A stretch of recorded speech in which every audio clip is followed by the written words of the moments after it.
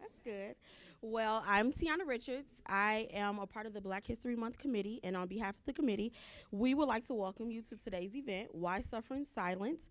Questioning Mental Health Stigmas and Empowering the African American Community. Now, I would like Rana Judah to come and introduce our guest speakers for the day.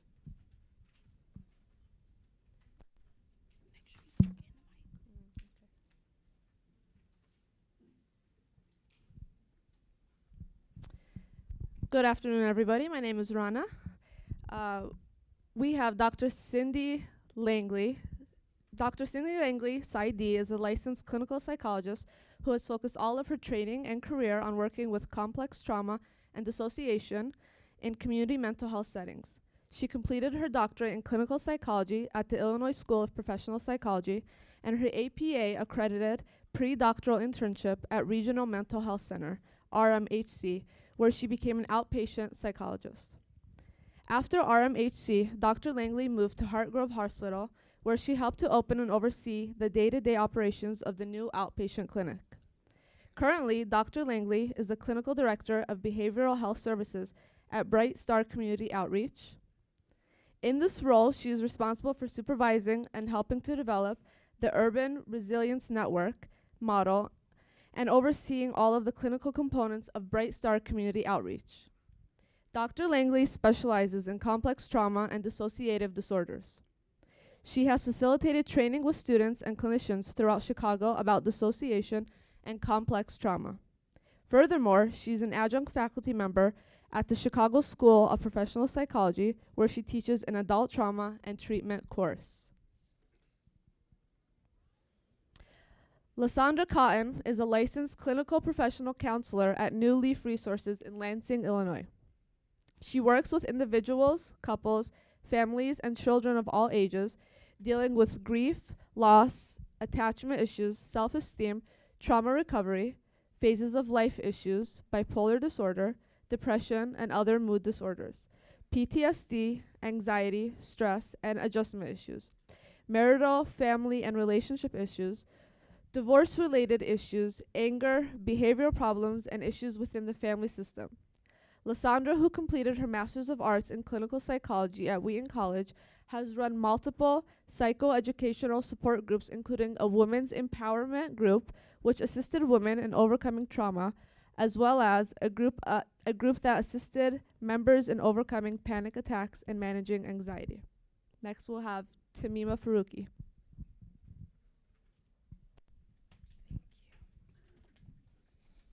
Good afternoon, everyone. My name is Tamima, and it's my great honor to introduce you to our two next panelists, Ernest Gray. Ernest Gray is a professor and a pastor.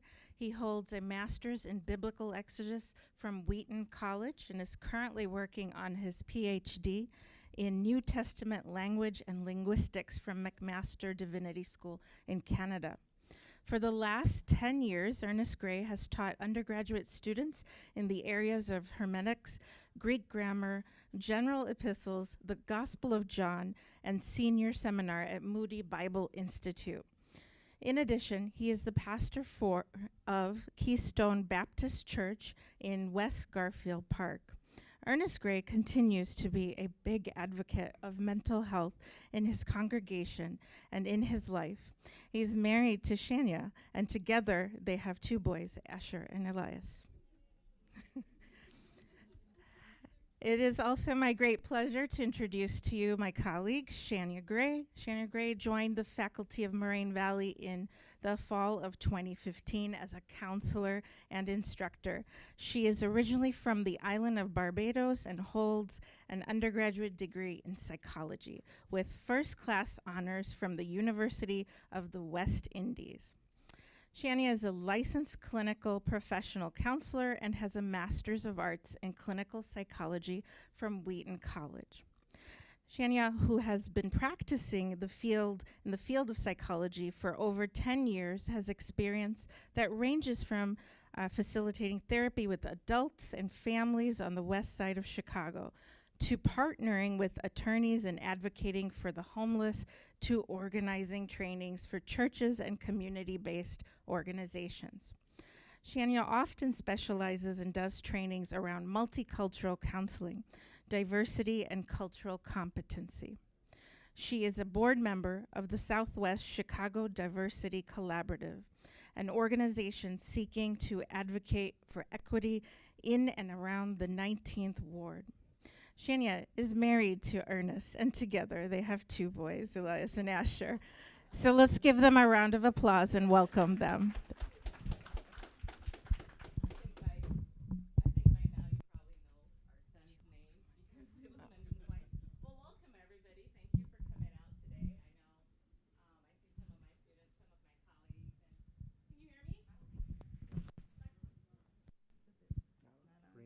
Can you hear me now? Yes, that's better, right? Okay, well, welcome everybody. Thank you for coming out today. I see colleagues, students, everyone here. And I want to thank my panel for coming here today. Now we're gonna do our panel discussion a little different than normal. So we're gonna be having a kind of a conversational panel. And so we'll be going back and forth with questions and so on, and you'll hear the different expertise of the panel. So I want to thank Cindy, Sandra, and Ernest, who didn't have much of a choice, but for being here today. And then we have in the audience our friend Curtis, who actually is here from Kenya. He's here with us to support us as well. So, all right. So today we're talking about mental illness stigmas and empowering the African American community. And why are we talking about that? Now, why are we even talking about mental illness? You know, on campus here, we have a counseling center in the S building, and we have counselors here who we are all trained clinicians, and we see students on campus for a variety of issues, including mental health issues. And why is that so? Why is that important? Well, did you know that 1 in 4 persons, so 25% of our population in this country struggles or will struggle with a mental illness? Okay, so that's 1 in 4 people, and that's a lot of people, okay? So mental illness is huge. We talk a lot about physical illness, right? When we go to the doctor, you know, something hurts us, if something's bothering us, we go to the doctor, we get treatment, we make sure we follow the protocol. But as a society, we don't talk as much about mental illness. So this is what we're here to talk about today. And we're gonna talk about it specifically as it pertains to the African American community. And why is that? Well, we're not all the same. We look around the room and we see all the differences that exist among us, okay? We're all different and we're all beautiful. It's like a mosaic. If you ever seen a mosaic with little pieces of glass that's all different, that's put together to make one beautiful piece. But even as we're all different, we have to address and talk about the differences and the needs and the issues and figure out how to solve the problems that exist in different communities with different people. One problem, one solution doesn't apply to all. That's not fair for everybody. So today, we're gonna specifically look, with it being Black History Month, we're gonna specifically look at what are some of the issues that are specific to the African American community. Now, this chart here gives you an idea of, this is from the US Census Bureau, and I looked at the African American population here. So 13% of the US population identifies as Black or African American, and of those, over 16% has a diagnosable mental illness in the past year. So that's over 6 million, 6.8, almost 7 million people in this country who are African American who have a diagnosable mental illness. More people than the populations of Chicago, Houston, and Philadelphia combined. So we need to be talking about it. So I'm gonna start off first by showing you this clip. It's from the documentary 13th, because we need to talk about the context and why this is happening and what are the reasons in our community. So we'll start off with this clip and then we'll get to talking.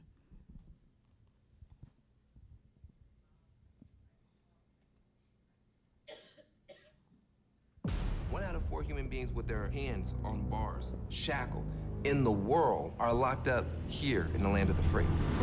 Khalif Browder was walking home from a party when he was stopped by police.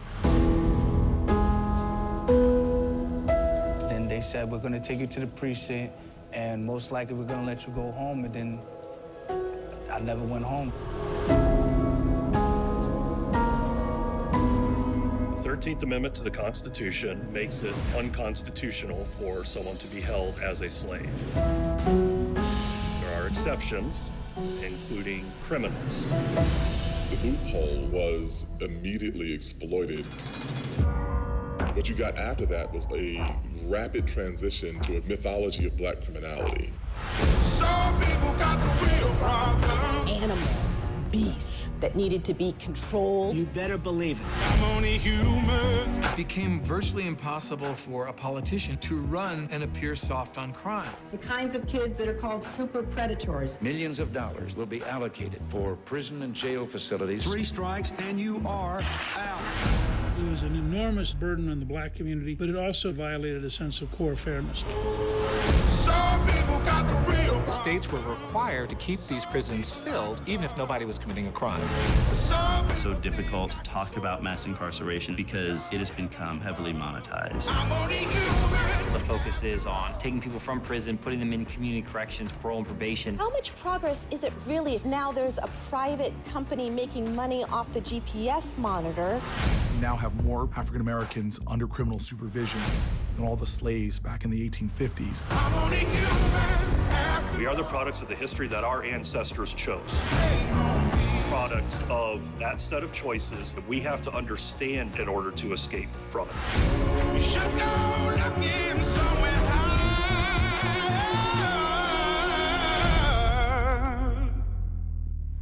I'm only human. After all, don't put the blame on me. Okay, so if you haven't seen that documentary, it's 13th, and it's actually available on Netflix, and it's a must-see. I encourage you to see that.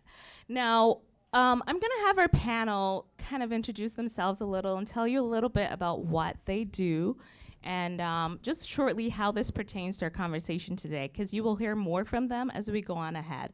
But I want them to tell you specifically about who they are and what they do. You heard a little bit in the bio, but I want them to go ahead and talk a little bit. So we'll start with Cindy.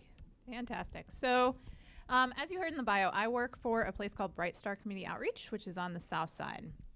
And at Bright Star, we recently launched a trauma helpline. Pastor Chris Harris, who is the CEO, went to Israel and on an educational trip and ended up at a place called Natal, which does trauma counseling a little outside of the norm. Kind of what you typically think of is going to an outpatient clinic, you see a therapist there, or the counseling center here, that type of thing. The struggle is, though, especially in under-resourced Black and brown communities, not exclusively, but specifically, there's a lot of stigma around mental health, which is exactly what we're talking about today. So unfortunately, often they won't come see one of us, okay? But what will happen is they will go see Ernest, because Ernest is their faith leader. And that faith leader has a whole lot of trust within that community that I, especially, as a white person, don't have, okay? So the model is, well, what if we take faith and community leaders, we train them, and we put them on a helpline, and people may be more likely to call that helpline and get some of that help that they need. And then if they need to see a licensed clinician, they'll be more likely to follow through with that referral. The other side of that is we also have what's called ambassadors. Ambassadors go out into the community and train the community, talk to the community about what trauma is. Because way too often what you hear is, that's not trauma, that's just my life. What are you talking about? No, it's trauma, and all of these things that you're experiencing, you don't actually have to experience. You don't have to have nightmares all the time. You don't have to have flashbacks all the time. You don't have to jump every time there's a loud noise. So let's talk about it. Let's figure it out together, and let's start that journey. And then through that, they'll be more likely to call the helpline and then get other additional services that they need. Thank you. Lysandra? Hello. I work at New Leaf Resources, which is a private-owned Christian agency in Lansing, which is a south suburb of Chicago, and southeast suburb of Chicago. And there I work with everybody except for addictions. Like, that is my nope, uninterested. However, I am often, within the last year, I have stopped being the only person of color that worked in the office. There's generally like one at a time, and that's not intentional. The agency's a beautiful agency, but we've hired another Black woman. We have a Black intern, and it's amazing.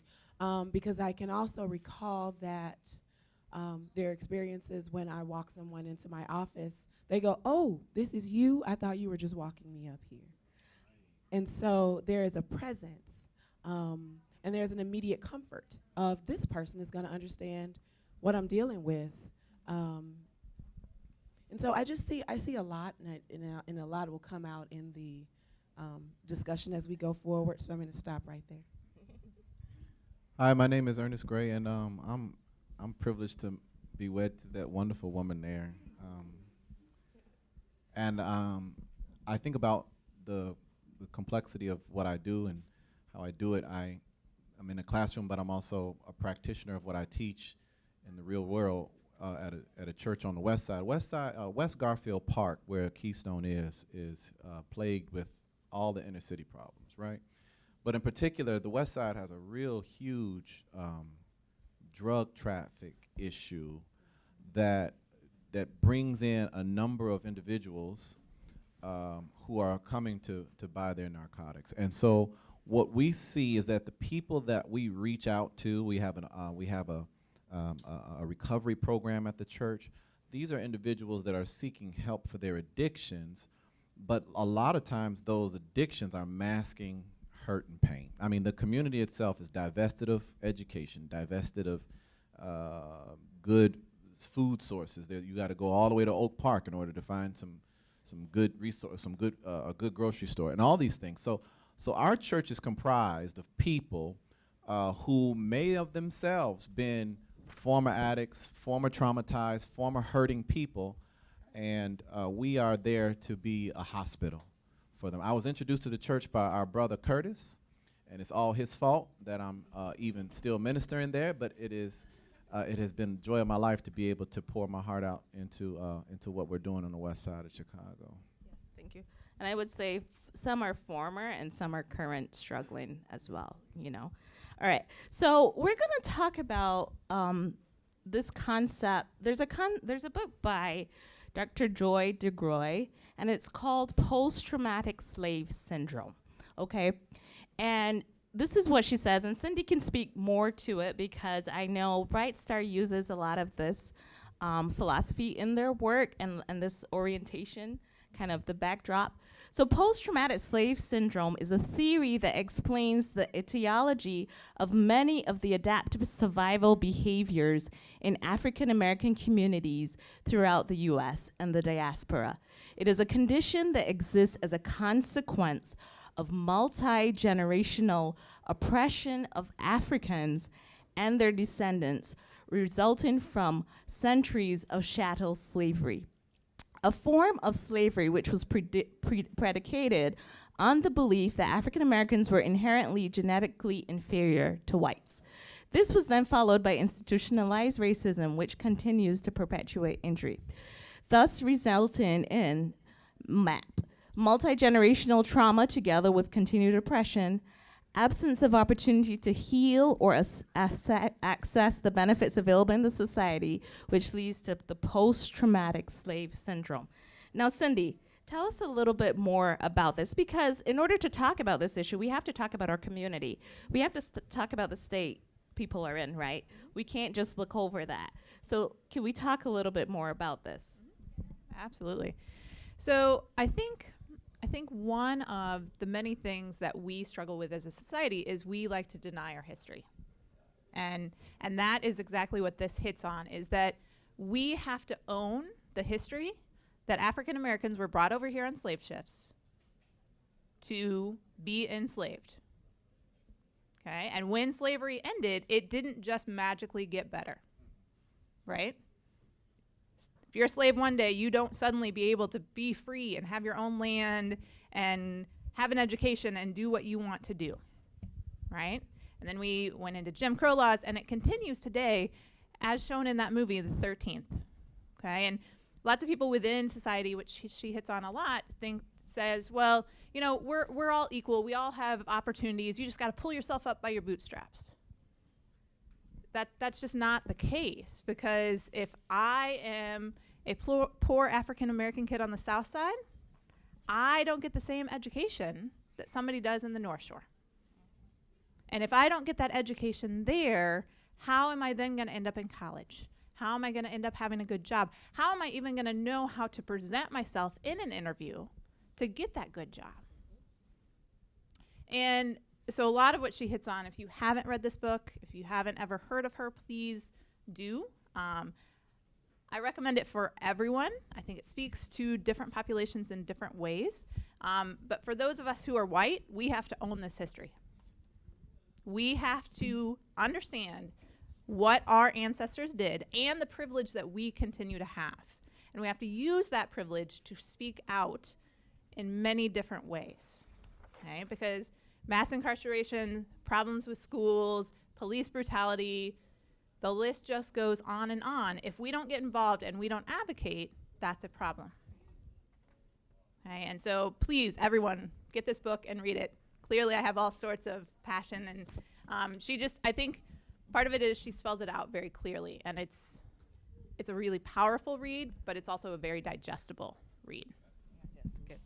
So as we talk about this, let's talk about some of the issues that are unique to our community, to the African American community, so that therapists and that people who are working with that population with us need to know in order to treat people or work with people who are African American. So what are some of the issues we're facing that are unique to our community? So we talk about this post-traumatic slave syndrome. Sandra, what else do you think? Well, there are all these underlying, or not even underlying, they're the top. I think about, and I said this earlier, when we think about this, I'm going to call it the Sandra Bland era, where people are afraid to drive their car if you're black. If you're not black, you don't have a problem, you can drive. The thought of, anybody in this room watch Grey's Anatomy besides me? Did everybody see the episode they did of the little boy that got shot? Yes. And so what I appreciated was the way that they intricately told that story from all sides. But the other side is there are conversations that Cheyenne, Ernest, and I have had to have with our children that Cindy does not. And they just don't happen. I don't know of, and if it's not the truth, somebody has to tell me, because I've not yet met the person that says when the police stop you, don't curse them out. Right. Don't move suddenly. Don't get out of your car. Don't reach for your ID even though they asked for your ID. You know, and so when the person comes in and they're suffering from anxiety, and I don't say, so how is this current climate affecting you? How did that affect you when this happened in the news? How did that affect you when the president of the country did not address this? How did that affect you? Because all of that is there, and they may not bring it up. They're gonna come in and they have just normal everyday issues. My husband's getting on my nerves, and I can't stand my boss, and my kids blah, blah, blah, blah, blah. My anxiety was heightened this week. And if I'm not conscientious of what's happening in the current climate, I'll miss that to say, well, what's going on this week? Nothing, I can think of. Well, there was a shooting in the schools, and the kid was apprehended safely. If you are a black person, you have reactions, because black people are never apparently on the media apprehended safely. Do you understand what I'm saying? And so that is another underlying issue. It's the stuff that it's not always conscious. A lot of the things that bring us to therapy are the obvious, I can't stand my spouse issues or my kids, whatever. But underlying, every therapist on this panel knows that the issues that bring you in are not the real issues. Yes. So we look at this model here, right? And this is from the Surgeon General. Mental health disparities factor. Okay, so on top of the everyday issues, people of color, including African Americans, are dealing with these issues at any one point in time. So it's like layered, one on top of the other. So racism, discrimination, poverty, violence are all there, right?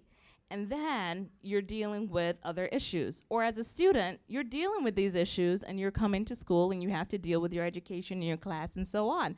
So your instructor might be like, why? You would turn in your paper and so on and so forth, but they don't get what you're dealing with in the outside world. Okay, so some other issues. Let's skip this one for a minute, but let's talk about something, Black beauty. Okay, so some of the issues that pertain to our community includes issues of beauty, what we see as beauty and strength. So specifically for females, all right. So this image here was how Black women would be portrayed in the past, right? And very often you were told or you were taught you weren't beautiful. You are not the Anglo depiction of beauty. You don't have the long straight hair, the thin nose, the slender features. You're not the depiction of beauty, okay? I posted yesterday this picture on Facebook that came out on Essence, which was beautiful, okay? To see darker, and one of the things too in our society is you'll start to see African Americans in movies and so on, but you always notice the skin color issue. So often they're lighter color, right? So it is a phenomena to see chocolate-colored women who are beautiful on covers of magazines and in movies, right? And can you imagine what this does to a little Black girl out there who's that color, who looks like that, say, wow, somebody like me, and they're beautiful. Because we internalize so much as people, messages that are said aloud and messages that are just sent through the TV, through what people say around us, through what we observe. And so Black beauty has always been an issue that has been plaguing our self-esteem and our community and so on. Do you ladies want to say anything about the beauty issue? Well, Sandra, I know you talk a lot about the strong Black woman. Do you want to say a little bit about that? Sure. You know, I do talk about the strong Black woman because if you're a Black woman, you handle it. You just have to get it done. You just have to. Can everybody hear me? I don't know if I'm good with this. Yeah. Okay. You don't have time to break down. We have to support our men because they're fragile. I'm just talking about the message that I received growing up. Maybe no one else received those messages. And so you don't have time to break down. You don't have time to stop. You're sick, and if your husband is sick and your kids are sick, who's taking care of the sick people in the house? Mom. And she still has to go to work, and we still have to get food on that table, and this house still needs to be clean. And so this need to look pretty, like I'm wearing a weave, I could care less. This is not my, I don't care. Did you see my edges? This is my edges. And when my husband says to me, babe, what's going on with your edges? God made them that way. I'm not gelling it down and make it all pretty for you, because I don't really care about this. But my beautician was like, can we put your hair up? But because I know I'm beautiful, and my beauty lies within who I am and who, for me as a Christian, who God created me to be, then I recognize my strength in a very different way. So it's not made up of what my hair looks like, whether I have makeup on. I rarely wear makeup, because as the strong Black woman, how many heard that term? As a strong Black woman, I was taught that if I cried, I'm weak. How many comfortable with crying in this room? I want to see hands. If I'm a female, I can cry, but if I'm a man, I absolutely cannot cry because I'm a punk. You heard that? Okay. And so I'm going to say this very crass explanation on crying. So I have my people, who in here rarely cries? Okay. Did anybody tell you specifically, don't cry? Okay, all right. I never heard it specifically. I just never, ever, ever witnessed my mother or my grandmother or my godmother cry. How many people have that? Okay, so when you don't witness something as a normal occurrence, when you see it, you have a what's wrong with you type of reaction, because if you were strong. And then if you're of the Christian faith, why are you crying? Take it to Jesus. I'm just talking about, so we come up with all of these silent messages that we've internalized, and now we think they're truths. And so how many people associate crying with strength? For the rest of your life, you will not after I say this. And it's crass, so I'm gonna tell you right now. So if you are weak, people cry. Crying is an expression of emotion, period. It has nothing to do with weakness or strength. Now, you shake your head like, right, I get that, but you don't. Because when you struggle, you don't allow yourself to cry. So how many people in here are weak when they go pee? See what I'm saying? Urinating is a natural release of waste from our body. And so how many people have had to urinate and couldn't go? How do you start to feel? Starts to be uncomfortable. If I still can't go, it becomes painful. How many people have had an ultrasound? Yes. Fill up before you get here. Yeah. So I filled up, they ran behind. What resulted was a week of pain every time I went to the washroom because I held too long. They don't play that game with me anymore. I start drinking when I get there. Like, I don't care if you're waiting on me. However, so this natural way we have of releasing waste, our bodies are created with everything we need. It has a way to release emotion, and that's tears. So when I hold in the waste, that causes pain, discomfort, eventually a medical issue if my bladder bursts. And that was on Grey's Anatomy too, just in case y'all never saw that episode. Because I love my Grey's. In any case, the same results with tears. When I don't allow myself to cry, then I hold that in. Now I'm having headaches and stomach aches, and I'm queasy, and I'm a little anxious, and now I'm having ulcers and heartache, and now I'm having diabetes and cancer. Do you understand what I'm saying? So a natural release is just to let the tear down because it's absolutely nothing to do with your strength, just like peeing doesn't. You're welcome. Thank you. So what about, so you see here, she's smiling, right? So this isn't your typical depressed person, right? And you see here the mask, when the mask comes off, right? So you talk about that black woman's strength. And a person may not always look like they're going through it because they've been taught that you suck it up and you keep moving because you got to, right? You got to keep the family going. You got to keep life going. So just suck it up and keep moving, right? So it doesn't always look like how we're taught it's supposed to look. It looks different. And that's something we have to keep in mind when we're talking about this conversation in the African American community in mental illness, is that it looks different than what we think it should look like.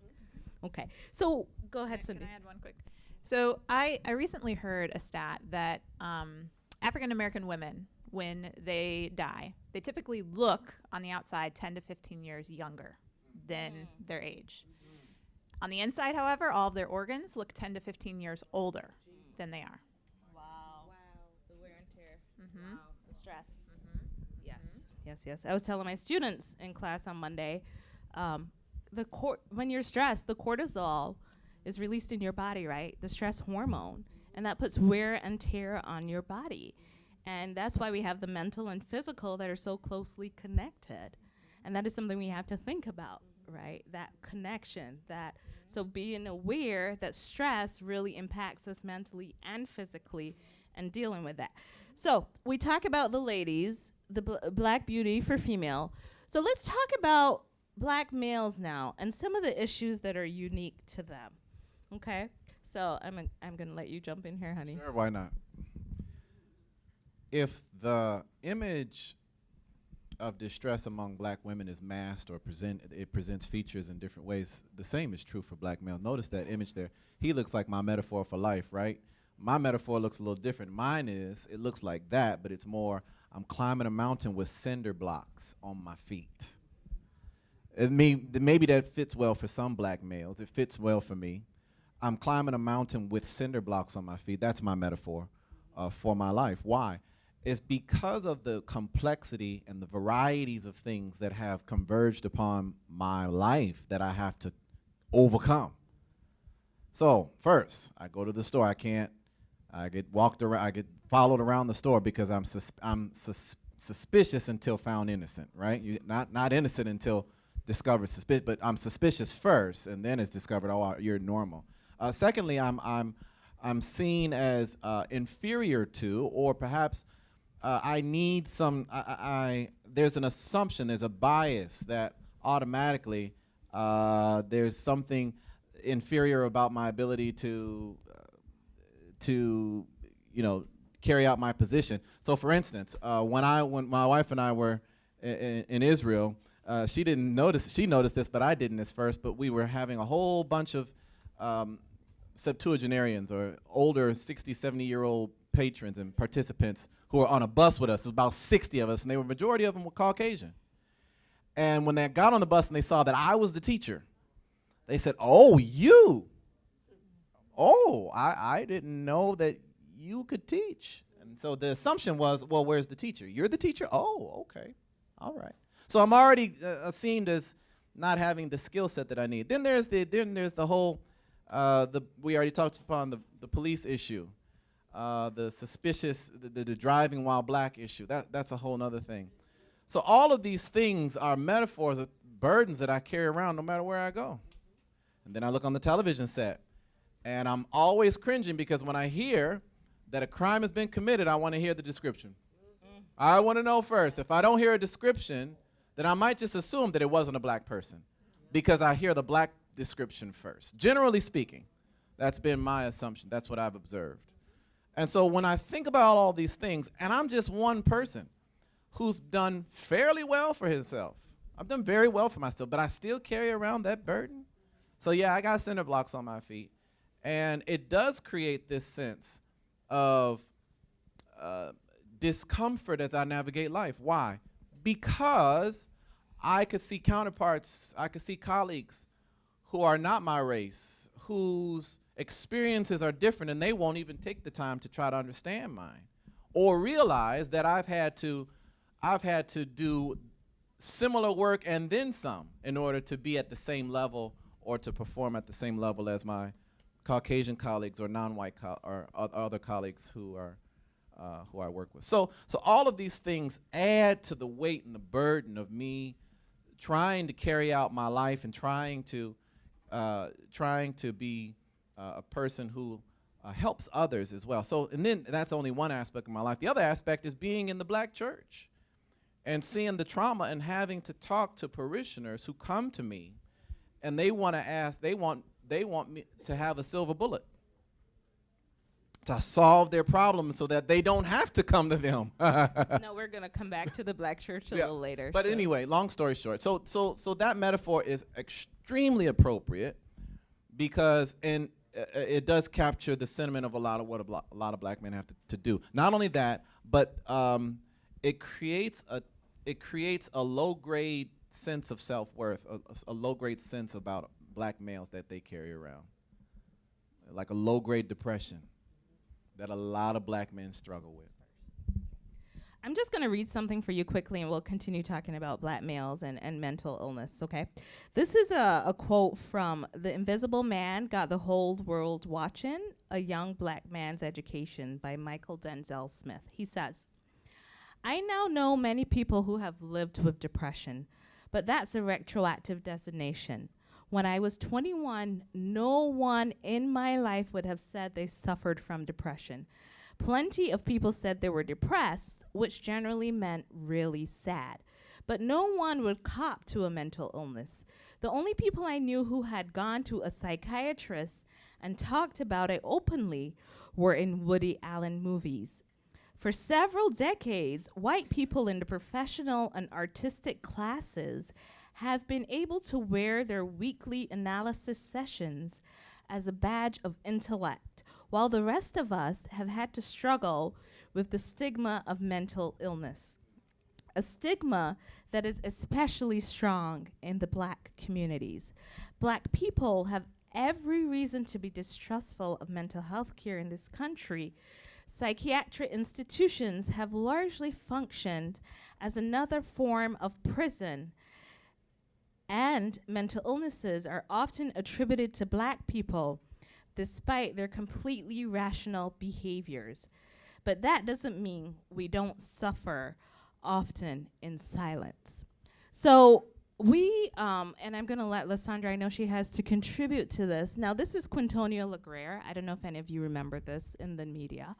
In 2015, he was a Northern Illinois student who came home to the West Side. He was staying with his dad in their home, and he was waving a bat around. I think the father called the police. It was a domestic disturbance.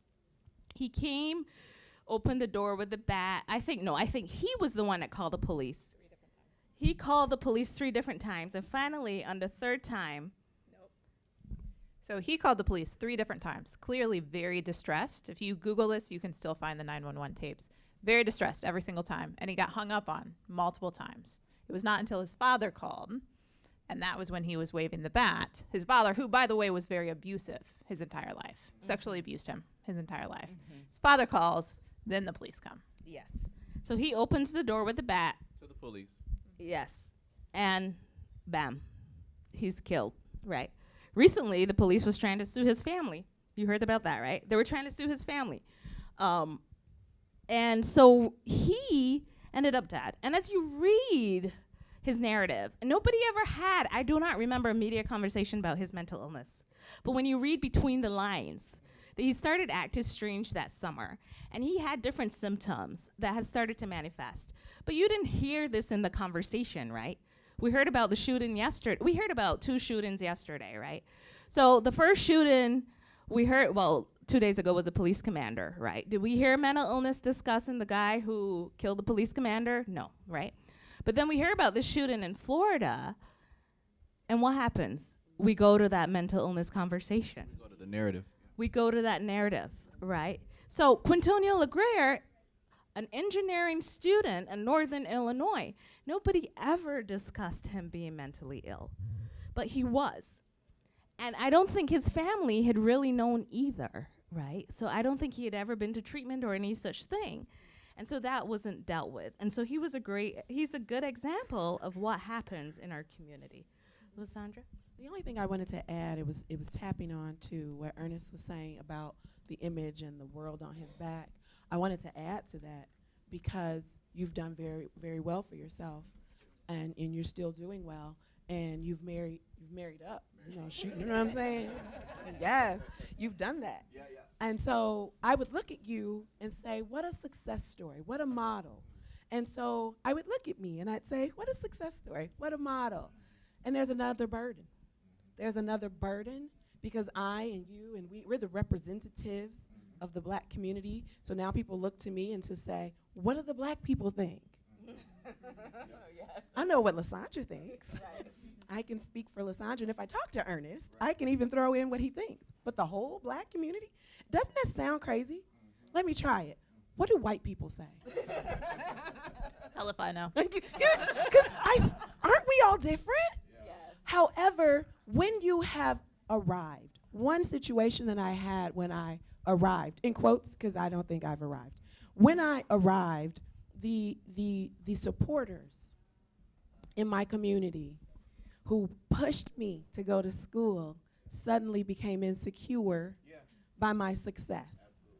So then they said things like, do you think you're better than us now that you have an education? Gosh, no. I think that. So there's a burden of trying to pull you up with me. There's the burden of when you watch the news, I don't know if it's like this for you, Ernest. Please don't let them be black. Please don't let them be black. Oh, God, they're black. Because there's this burden of there's this burden that whatever, yes, for the whole community. One person. How stupid is that? Yes.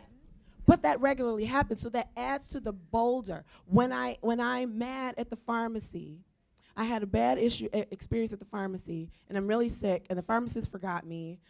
It needed a pre-auth. She forgot me. So I waited for 45 minutes. I am sick. Nobody visits the pharmacy because they're well. So she was like, oh, I forgot. The vision that I had in my head was to take her face and slam it into the counter. Now that's violent is all. I'm that kind of therapist. I'll tell you, my clients love me. However, I really wanted to do that. But I'm also a common sense thinking kind of girl. So on the outside, and the inside, I thought, just slam her face down. The other side says, behind you in line will be your client that you're teaching anger management skills with her phone out. And on the other side will be one of your church members going, grace and peace. So I don't have the luxury of just having a really normal reaction. But had I flipped, had I just said, what the is your problem? How many people would have looked at me like the angry black chick? So we have the burdens of the stereotypes and being the one and pulling you up and being embarrassed by the one because you're going to set the whole group of us back. Do you feel like that? Did you feel like that yesterday when the shooter happened? No, absolutely not, because it's not all white people. I can react that way at the pharmacy. I can get all sorts of snotty because I've been waiting here 45 minutes and I'm tired and I'm sick and nobody's going to look at me. Nobody's going to say anything. Nobody's going to pull their phone out. I am not representing all white people. I'm not even me, myself, nobody's going to think that negatively about me. They're going to continue to help me and they're going to continue to be polite and do what they're supposed to do. So that's an extra burden, right? So Cindy, tell me a little bit with Bright Star, and I know they're doing a lot of work around the violence in the city, and we hear about this conversation every night on the news and how awful the violence is and what's wrong with those people and why can't they just get it together and so on. And this pertains primarily to African American young men. Now I know for a fact, and you might know this statistic better, when you look at juveniles, okay, so the statistic that there are a lot of African American male juveniles who end up in juvie when they're mentally ill, but their white counterparts usually get treatment, right? So the same thing with being suspended from school and expelled and so on. So tell us a little bit about that. Yeah, again, that's where all of the stereotypes come in. Okay, how many have heard about the problem of black on black crime? Yes. It's a myth. What is that exactly? Right? It is. No, it is. Absolutely, absolutely. And yet, that's the narrative that continues to be told. Every single time the news comes on, it's black on black crime. That's the problem. We have this. It's a hyper propensity because of our. It's inherent in our DNA that we are just more violent than any other. But it's white on white crime. It's proportionate to the demographic in which the violence shows up. Because last time I checked, a white dude killed 18 kids yesterday. Was that white on white crime? Apparently, but that's not the narrative that's being told, right? No, he's really mentally ill, and that's the problem, right? Whereas the south side of Chicago, we're not going to talk about that. We're not going to talk about the fact that these kids are struggling to get to school and back home safe every day. That they're hearing gunshots outside of their house every day. That even when they get to school, they're in school with 35 other kids packed in the same class with one teacher who is probably brand new and probably some white girl from Wisconsin who's coming to save the world. And good for her, except for she doesn't understand where she is and what she's dealing with. And so she doesn't know how to work with all of these traumatized kids and help them be able to learn. And then they get shoved along. First grade, they can't really read, but you know what, we're going to shove them on to second grade, and then third grade, and then fourth grade. And then when they become a teenager and they're struggling and their family doesn't have enough food, because we're going to continue to cut food stamps. And now not only are we going to cut food stamps, but we're going to decide what you get to eat. Because 45 just recently started talking about that, right? And by the way, those things don't include fruits and vegetables. Or steak. God forbid you're poor. Right, because you can't have steak. Because I should get to decide what you eat, right? And, you know, that's not even bringing in the problems of food deserts and all of these other things. It becomes really hard. And sometimes the best way for me to keep myself safe is to start associating with those guys on the corner. Because I know then I'm going to be safe. But even if I don't associate with them, I'm still associated with them. Yes. Yeah. So we always hear, oh, it was gang affiliated, even if it isn't. Even if I am just a kid who's trying to get to school and I'm working really hard and I'm doing what I'm supposed to do because I'm African American and I'm on the south side and I'm a 15-year-old boy, it was gang affiliated. Yes. Tell us about how trauma affects the brain. So how their brain is rewired. Tell us about that when you constantly live in that state. So you have to become hypervigilant. Okay, so hypervigilance essentially means I'm looking over my shoulder and I'm prepared for anything at any time. Okay? You hear Chicago described all the time as Chirac. It's a war zone. Okay? I don't really like that terminology at all. But there's also some truth to if I don't feel safe anytime I go to or from school, I have to start paying attention to everything that's going on. And then often when I get home, home isn't necessarily a safe place either. For many, the stuff on the streets, that's okay. I can deal with that. When that door closes at the end of the day, though, that's where the problem is. Right? And that a lot of that is because we don't have good parenting education. We don't have good support. Somebody, you know, if I live on the North Shore and I'm having some problems parenting my kid, I'm going to be able to go and get the help that I need. And nobody's going to judge me for struggling to know how to parent my kid. And I'm going to have the insurance to do it. Yes, absolutely. And not to have to travel 2 hours to get to the place after I've waited 9 months to be able to get into that place. Yes, yes. So you mentioned something, and we go on to this picture, right? So what's the big deal? All right. So we had Obama in office. Now we have Trump in office. What's the big deal? You mentioned the hypervigilance and the burden, and we're talking about the issues that play. How does 45 being in office, how has that added to the stress and the burden within the Black community? Go I'll ahead, start. baby. Okay. Sorry.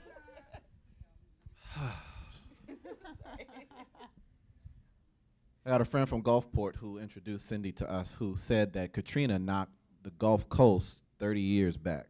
The storm, the Hurricane Katrina, 10 years ago in 2005, 13 now, sorry, knocked the Gulf Coast, New Orleans, 30 years back, knocked them back, recovering from it. It feels like a tsunami of regression with regard to dialogue, with regard to human decency, with regard to the ability to see humanity in everyone has been knocked back 45 years, to use that term. It's almost as if we've lost the momentum. And let's be frank, I mean, for the progress that has come throughout the country, we've only been 1964, 65, I can't do my math on top of my head, it's only 55, 53 years, something along those lines. It's only been 53, 54 years since the Voting Rights Act was ratified. So we're not far from affirming African Americans in this country and their abilities to be full-fledged citizens. Now it feels like that's all in jeopardy. From the way in which gerrymandering happens in a lot of the voting polls in the South, and the way in which voter ID laws are now only plaguing communities of color. Let me take it to the church. We have had a place, the faith communities that you belong to, that you are a part of, are so essential right now because these faith communities have been what brought us through those moments. 54 years ago, it was the faith communities that allowed us to persevere, that allowed us to band together, to batten down the hatches, and to get through the pain. And it feels like these places are now being resurrected as more necessary because people are facing the same conversations and facing the same dilemmas that our parents and grandparents were going through during the civil rights era. I'm just speaking broad terms about the difference here, but why do I say the rhetoric? When you equivocate moral evil, reprehensible acts, and say that people are good on both sides, when you call the Klan and their actions as being comprised of good people, when you mess up and you make statements and you do harm to women, all of these things, so that all right, I'm gonna say this, I need to say this. So the joke we were sharing in the office is that they know this pastor friend of mine, and he and I were in this text conversation. I said, Jesse Jackson was ahead of his time. When he coined the phrase, keep hope alive, ahead of his time. Because in these moments, hope is what we have. It's what we have to cling to. Because the way I see it right now, this ain't gonna turn out good for us. And by us, my friend said, you mean the human race. Because we're not having gains. We made some gains in relating to each other and affirming each other and seeing each other. I told my wife, she was with me the night Barack Obama was elected, I could look at every man, as a black man in this country, I could look at every single man in the eye now. It was something interestingly magical about that night, that I could look at every single man dead in the eye and feel equal. Yes, yes. I felt that. Okay, thank you. I was looking at the dismissing portion. We dismiss when we say you're just mad because the Democrats lost. That is so dismissive. This is not a political conversation, though it's political climate. So I think where another one of the gaps happen when we look here is that if Barack Obama had done a 10th or said a 10th of what number 45, I literally cannot disrespect the office and call him that name. If he had done a 10th of what this man does, making fun of disabled people at rallies, it was like, you know, we would have taken them out. Like, he just has the rhetoric that's very dangerous and insightful. Absolutely. And then in addition to that, there is the sexual harassment or assault that he's admitted to, which is all fake news and alternative facts. However, the reality is I am not having a political conversation. I am having, as a mental health professional, the question that I have is it delusional thinking or is he lying? Like, does he absolutely believe the things he's saying? So when he was running, I said, am I looking at a narcissist or a sociopath?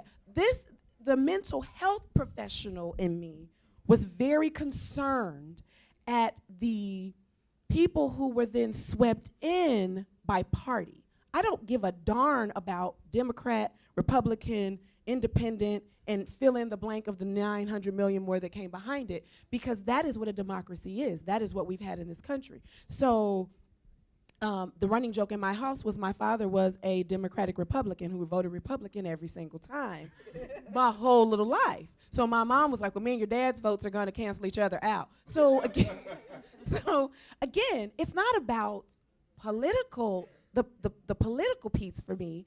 This is about the attitude that came with this man, the experiences. Here's what I appreciate. Here's what I appreciate about number 45. He has pulled the veil back.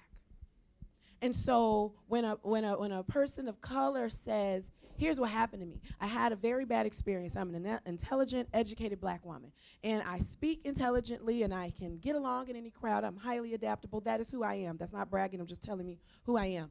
And so when I tell you an instance or a story, you're entertained, you like it, or you taught me something, blah, blah, blah, blah, blah. When this same person come to you and say, this experience I just had as a black woman suffering on behalf of racism, I'm questioned.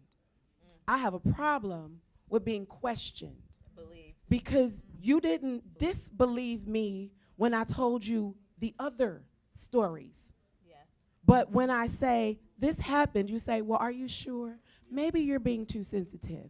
Maybe you're overreacting. I don't really think that happened. So with number 45, what I appreciate is the veil is being pulled back. Because now I have people that are shocked. They're shocked. I have a few feelings about their shock, because I've been telling you this for 40 years. What the hell? Do I not speak English? But you're shocked. So I appreciate that the veil has been pulled back, and it's scary. And so as we keep hope alive, while it's scary, keep going. Because in therapy world, it gets worse before it gets better. And so I tell people, you're going to uncover some things that you don't want to deal with, and it's scary, keep going. So we've pulled the veil back, and now if you want to know, it's right there in your face. If you continue to disbelieve, that's because that's a part of who you are. That's just the assessment I'm making. So people don't even feel safe, and when you don't feel safe, it's hard for you to function, right? Absolutely. So you have that primary, if anybody's familiar with Maslow's hierarchy of needs, and safety is there on the base level. So if you don't feel safe, then that adds to everything else. You can't function. Right? And for me, not even growing up here, but since November of 2016, I've just had this feeling on me. you know, like this heaviness. Like, I know it's there from my 2 black boys, from my husband, and all these things, you know. So we got to move on. I want to talk. So all these issues exist, right? Within our community, we know there's a lot of pain, a lot of brokenness, and so on. Why is it so difficult? So we talk about there's a stigma that exists around mental illness. Why is it so difficult, you think, for people to seek out help? And we're going to talk about this in a few minutes. Why do you think it's so hard for people to seek out help? In my community first, where I share, we were having this conversation privately, but it's that stigma that says, you know, you minister in a faith community, and if there's something wrong, you should just bring it to Jesus. And, you know, if you should just carry it to him and leave it there, well, it doesn't go away. If the complexity of the issue requires someone else to get involved, and you need a little bit of assistance, and you need somebody to walk with you through your pain, then you might need to, then prayer may not be enough. And my so diabetes, I don't take to Jesus and leave it there. See, and it all depends upon the community that you side with, because there's extremes in that whole continuum, right? There's extremes all up in that. And so the stigma is there, and I think it's probably a couple of generations before. I'll call them the boomers. The boomers were big on this. I think especially those during the era, African-American men and women during the era of slavery, during the era of civil rights, they really just kind of persevered. They ignored the pain, they shoved it, they kind of masked it, and they just kept with their cinder blocks, climbing the mountain. To keep going. You have gotta keep going. You can't no stop. choice. You cannot stop. You got to keep going. You got to keep fighting. And so it's the ignoring, it's the shoving down of the pain. Yes. Go ahead. Because, and I'm going to tie it back into what we started off with, the post-traumatic slavery syndrome. I'm going to tie it to that, because when your forefathers are slaves, I don't care what kind of day you're having, you cannot tell the master that you are not going to work today. So I tell my children, suck it up. And so what happened in a place of survival skills are not life skills. And survival skills used as life skills will kill you. So when I am in survival mode, our ancestors were in survival mode. So the decisions that I make are in survival mode. Yes. But once I come out of survival mode, if I'm not aware that I was even in survival mode, I continue in the practice and I use them as life skill. So life skill says, I cannot sweat, I must keep going, I must not stop. And I have put that in. It goes back to the strong black woman, the strong black man. We have to keep going. There's no choice. Yes. Can I add in one thing? So there's been studies done on rats, because that's what studies are often done on, that show that a rat who is traumatized, it will change their brain. It will also change the brain of 7 generations after that rat. So everybody likes to say, oh, slavery was a long time ago. No, it wasn't. Because all those slaves' brains were changed. And then as we talked about, it's continued. And so it doesn't matter that I wasn't a slave if one of my ancestors was. It can continue to affect me. The vestiges of it haven't gone anywhere. You still see traces of it. You see it embedded in systems. You still see it embedded in, systems, especially those that are bound by white supremacy in some regard. So what y'all are saying is essentially, we're told to be strong, right? That stigma. So if you need additional help, you're weak almost, right? And one of the things and I want to move on to this quote here by Selma de Leon Ninazza. She just came out of counseling today. She say, the counseling profession was developed by and for the American dominant culture. Male, white, heterosexual, cisgender, non-disabled. In our counselor education programs, we continue to disseminate theories written for and normed for the dominant culture. Despite rapidly changing demographics, more contemporary constructivist and feminist theories tend to be covered in courses as ancillary and not major theories. Not just counseling. But Cindy, yes, and in higher ed and in all different aspects. But Cindy, can you speak to that? Absolutely, yes.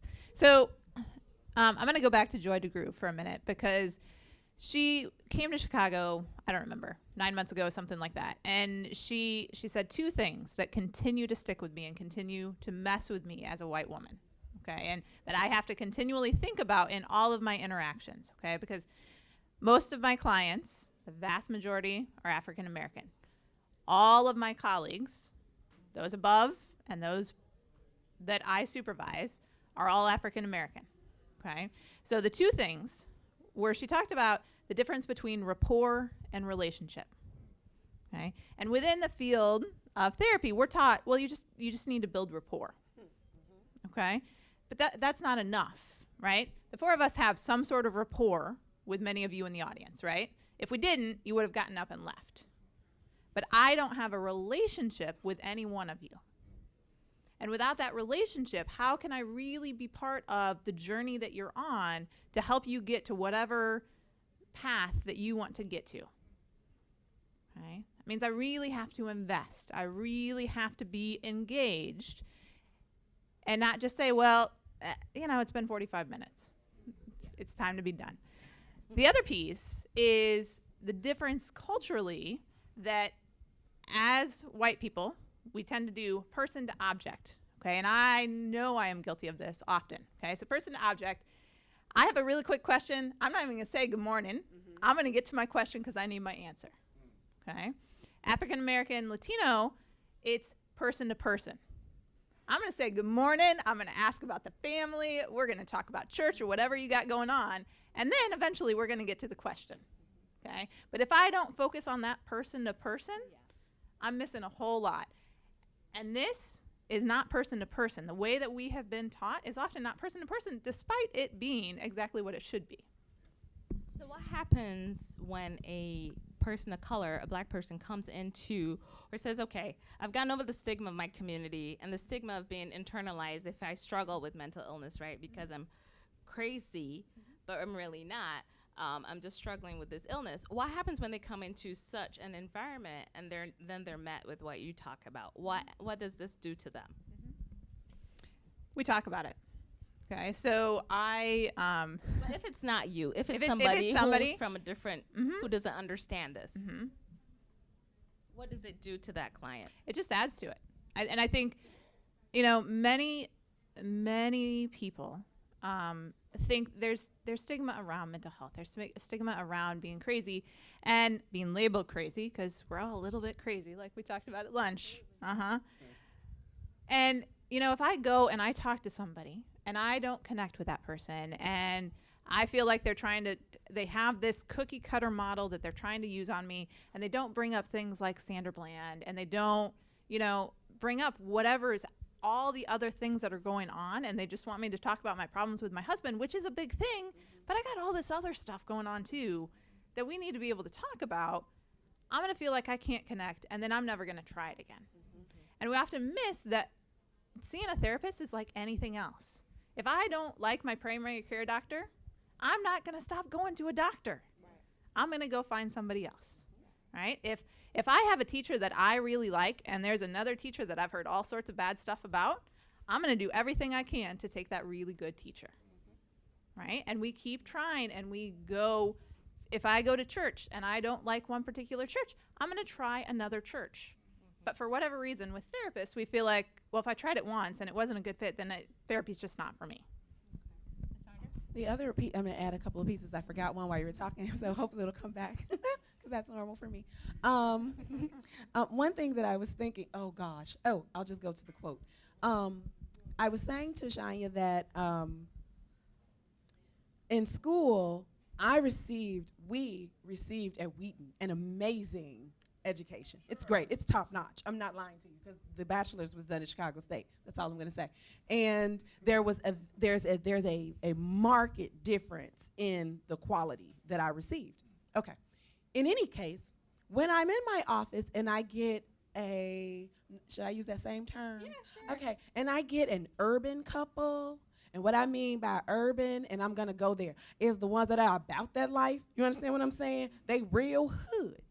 There is not a theory out there that helps me to associate with and build relationship, not just rapport with them. So I have to I grew up in the city, in the hood, in a 2-parent family, going to church. I'm that chick, and I had a great life. However, I grew up in the hood, and I'm still in the hood. I like being in the hood, and I don't care, because, whatever. So I get by urban people. Now, while I grew up in the hood, I was not in a gang. I don't know anything about gang life, gang culture, other than what I heard. I fought as a child because my mouth was big, and if you talk crazy to me, I hit you until my mom got that out of my system with spankings. You understand what I'm saying? I was that kid. I was a bad, active little child with a smart mouth. And so my mother, being a mother, corrected the behavior. So now this urban family comes in, and they are talking about disrespect.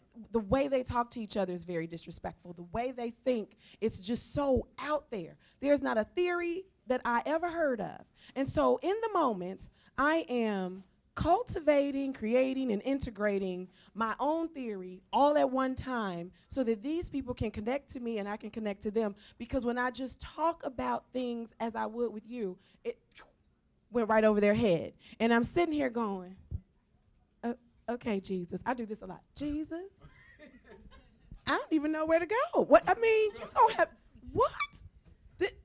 So I say things like, so have you all ever had a conversation about how you want to be talked to? Do you appreciate being called a bitch all day? Well, no, we never talked about it. Well, let's talk about that today.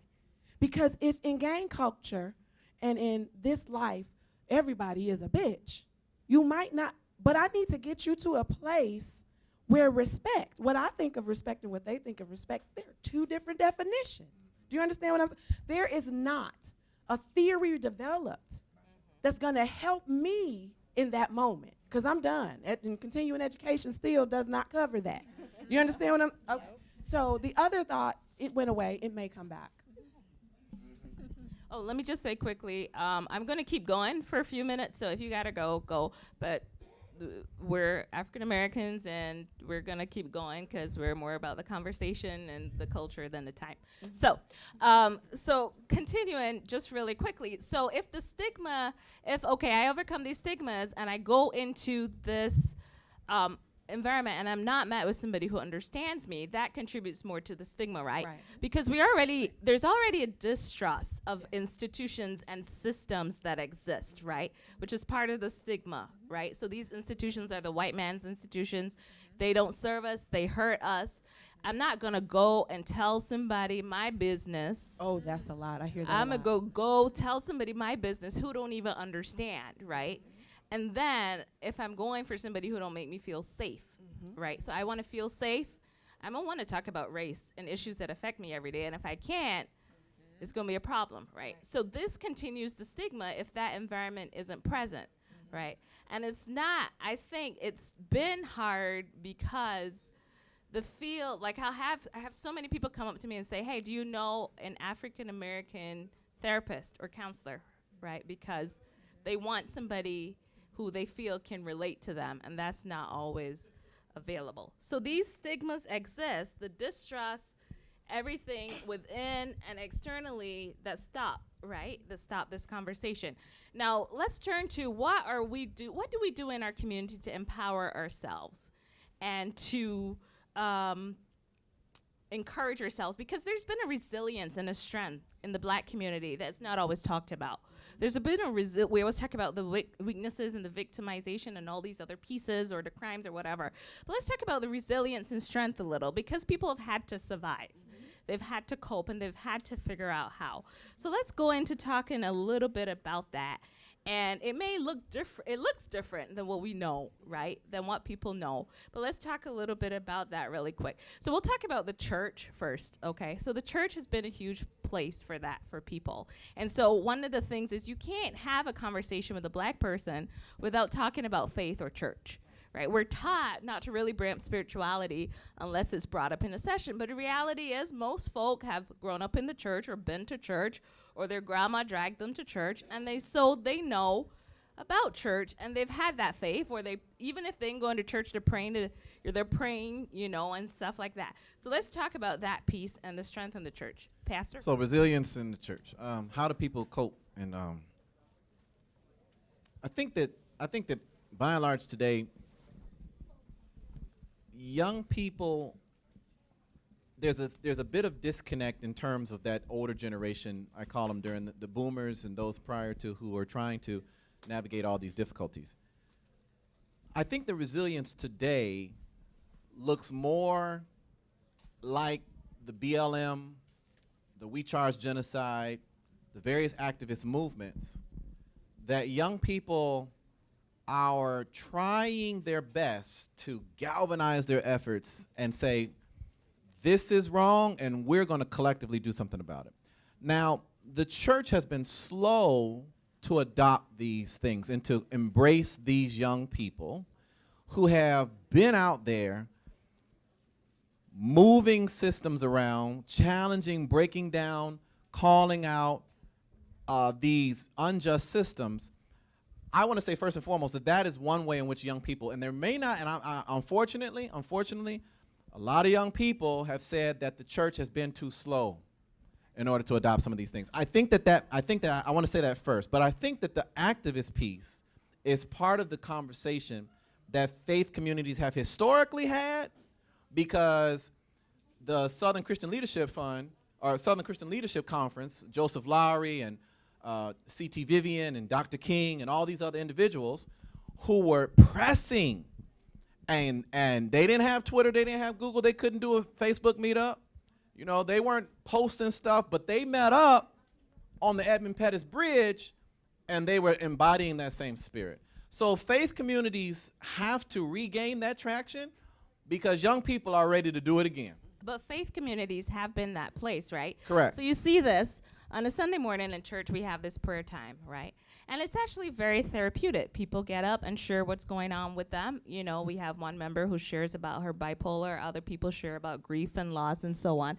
And so faith communities have always been either that place of rejoicing or pain, or sharing pain, and it's been very healing for the community. Now, unfortunately, faith communities sometimes don't push people to get additional professional help, which is one of the major issues, but it's been one of those solaces in our community that it continues to be one of those strengths that people turn to. What else would we say are strengths that, or what else are strengths that we've known that exist within the Black community that help people to continue to cope?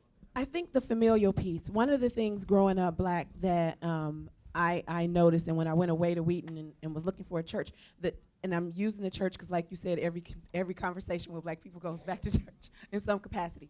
When I went to church, what was missing for me was the familial piece. Black church has a very familial, we're family type of feel that I did not experience, and it's very noticeable when I went to a very lovely church that was not predominantly Black or run by Black people. So even if they have a large Black presence, if it's not run by Black people, that familial piece that stemmed from all of the things that we have talked about. Church is the place to go. It was the meetup place. When we were slaves, we were 3/5 human. We weren't human. When I went to church, I was a whole person.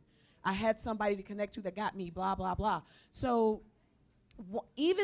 so part of the empowering is educating our churches, because it continues to be churches, mosques, etc. It continues to be a place where we as a people go for resources. And our families. So in our own families, encouraging it, talking about it. Because when I have clients that I'm referring for services, even if they say, well, do you know another Black therapist? I tell them, my therapist is a bald-headed white dude. And that guy gets me. But until somebody has an experience where they feel valued, validated, and not dismissed and understood, will they be able to say, oh, well, maybe the other can understand me, because the previous experiences I've had was where they couldn't. And so, you know, I think it's one thing we said, like when we unite, when we really unite, and to unite with me, you have to understand me. Yes. It's one thing to invite me to your house. It's another thing to come to mine. Do you understand what I'm saying? And so what we do a lot is I'm invited to all of the white people's house. But when I invite white people, when I invite them to my house, do they come? That speaks to the relationship. You don't understand my story because you're not a part of my story. And so that connectivity is there. And so the family is a very strong, solid source. One of the things that was a frustrating conversation in my cohort when we talked about Western culture being an individualized individuation. What's that term? Individuation. Individualistic culture. I said the Black community is more collectivistic. And then I got argued with by a non-Black cohort about my culture. And so then I was told that it was abnormal. My culture is my culture. And so what is normal in my culture, what's a strength in our culture, is the family system being supportive. I remember being always with grandma, cousins, aunties. The family stays together. We don't move and have one in Tennessee, one in Colorado, one in here. We're all here. And that is a strength, knowing that I have somebody with me. And so each one reach one, each one teach one. So for me, I just keep grabbing. Okay, so we're gonna wrap up. Now I wanna talk about music and the arts as a big part of our coping and our strength, right? So there's a song here, I got the lyrics, I don't know it, my husband knows it, but I'll read the lyrics and we'll play it at the end. It's by Pete Rock and CL Smooth, called Troy, and it's from 1992. And it goes, I reminisce for a spell, or shall I say think back, 22 years ago to keep it on track. The birth of a child on the 8th of October, a toast, but my granddaddy came sober. Counting all the fingers and the toes, now I suppose you hope the little black boy grows, huh? 18 years younger than my mama, but I really got beatings 'cause the girl loved drama. In single parenthood, there I stood. By the time she was 21, had another one. This one's a girl, let's name her Pam. Same father's the first, but you don't give a damn. Irresponsible, plain, not thinking. Papa said chill, but the brother keep winking. Still he won't down you or tear you out your hide on your side while the baby maker slide. But mama got wise to the game, the youngest of 5 kids. Hun, here it is. After 10 years without no spouse, mama's getting married in the house. Listen, positive over negative for the women and master. Mother Queen's rising a chapter. Deja vu, tell you what I'm gonna do when they reminisce over you. My God. So you see, this is him telling his story. And it's always been, you know, people cry down the music and the creative arts and so on, but a lot of therapeutic outlet has come through the creative arts, right? And the rapping and the songs, when you listen to the lyric, and even gospel songs, you hear gospel songs playing on the regular radio station, right? Because it talks about putting your burdens down. A lot of the lyrics, putting your burdens down, putting your, dealing with your stress. Like it's therapeutic. It's been a source of outlet for people. You want to say more about that? Yeah, it's cathartic. It's all day cathartic. It makes, so P Rock and CL Smooth, I was 15 years old listening to that song come out and just enjoying the mastery of it. Now, I'm dating myself, but I think that the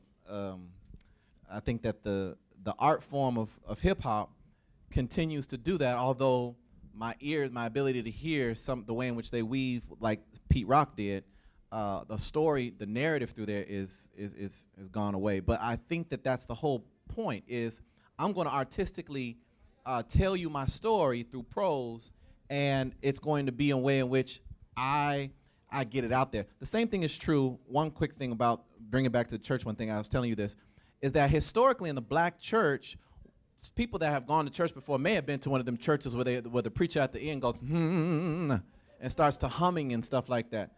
And so historically, why that is similar to the art form of this is because the pain is so real, and yet the truth that I'm proclaiming and holding to is so vivid and similarly real that I have to sing about it. That I literally have to sing about how I'm able to get through this pain because God has been on my side. And so for the art forms that have been so helpful for the African American community, hip hop in every major city, according to my colleague here, my boy here, is that it is one of the most pervasive and impactful art forms in every large city in the world, not just America. Not just America. Every hip hop is the city. Hip hop is the collective voice of the people across the world. Yes. So okay, so what is one? Let's talk advice now as we wrap up to students to instructors, to counselors, what is one piece of advice, first of all, to students or to people out there who think they may be struggling with mental illness and are afraid, the stigmas and all these other pieces, especially people of color, African Americans? What is one piece of advice you would give, all of you would give, to those individuals and to the students, you know, in lines of, what would you tell them? Get help. I think that's the biggest one. There is help available. So go and take advantage of that. And remember, if the first one isn't a good fit, if the 10th one isn't a good fit, keep trying until you find that person that can help you. What she said, get help. Because when I get a bad plumber, I don't ever not use a plumber again. That was twisted. I just find a different plumber. And if that one sucks, then I call my friend and say, hey, do you know a good plumber? Everybody's had the contractor bite. So again, get help because there's resources available and you may get sucky people, so fire them and keep going. If you're the safe place, if you're the safe space for that person that comes to you, believe them. Yes. Believe them. And one of the things I want to say is take pride in who you are. You know, our culture has, and it's interesting because growing up in Barbados, like black people, 95% were black, and we grew up with music, and Bob Marley was, you know, from the islands, and it was prideful to, you know, the blackness, okay? 2 years ago, Beyonce, the Super Bowl, people had an issue because she did the black, you know, the sign and the afro and stuff. So take pride in who you are. No, black is beautiful, and appreciate, you know, who you are, and empower one another, okay? Don't give into those standards, those arbitrary standards that are from colonial times, okay? And that will be huge. Understand, don't buy into the black on black crime either, right? Don't buy into those messages that you are less than. There's a monograph out there by a professor at the University of Illinois. The title of the book is The Myth of Black on Black Crime. Yeah. Yeah, don't buy into those messages about yourself that are negative, right? And get help, be empowered, come, you know, we are here at the Counseling Center and all over, you know, somebody will partner with you. It's not a weakness to get help. It's not. What I tell my students is foolish is when you need help and you don't seek help, and then you mess up. Or you need help, but you don't take the opportunity of it, you know? So what advice would you give to others out there? So people who work with students and work with people who are mentally ill, but mainly educators and counselors and so on, what advice you would give to them about working with students of color? Be aware of history. Be aware of current times and the way that the two come together and continue to play out in every single day in many, many different ways. Be aware of who you are to them. If somebody trusted you enough to talk to you, then be loving enough to listen. Be what you want people to be to you. So in your hardest time, what would you want? Would you want to be questioned, or would you want to be comforted? So be a comfort. I'm thinking about my context when I'm counseling students, and just drop your defenses. Let them go. Drop your defenses. You in this conversation, when I share with and I talk to students, it's not students of color that come to me. It's white students that come to me. It's Caucasian students in the school I teach at that want to have a conversation with me, and they want help because they want to know how to clarify or talk or know what to do. And I'm telling them, well, don't automatically throw up a wall. Drop your defenses. I would also say be aware that they're already coming in not trusting you, okay? So you have to want to put the hand out there, right? So a history has been there of not trusting. So reach out. You know, we always say, I hear over and over, well, the students should know to come for help. Reach out. We need to, sometimes the onus is on us to say, we're that safe space because you don't trust, right? And for a lot of our students of color, an institution like Moraine, you know, Moraine is very diverse, but it's still new for them. It's still predominantly white, but we have a large Latino, large Arab American population, and so on. And for some students who came from predominantly black schools and black neighborhoods and so on, it's a little intimidating, frankly, right? And, you know, they might have seen a couple white teachers, but that was it. They didn't have relationships. So, you know, be aware, reach out, and build those relationships as well. And know that that will take time. Just because I say that I'm safe does not mean that the other person feels safe with me, right? That takes a lot of time, and that takes building that relationship and giving that time and just being present with them. Yes. Okay, so I want to say, do we have any questions? By the way, I know we don't have a lot of time, and the panel's here to talk to it after, but any quick questions anybody has? Well, I want to say thank you to Cindy and Lysandra and Ernest for coming out and for being here. I know Tiana, are you coming up to say anything? Okay, so thank you all for coming. I hope you learned from the conversation and enjoy the conversation. You know, we're over in the S building. You can find me over there. I'm around, and we're here, you know, and reach out. So thank you all very much.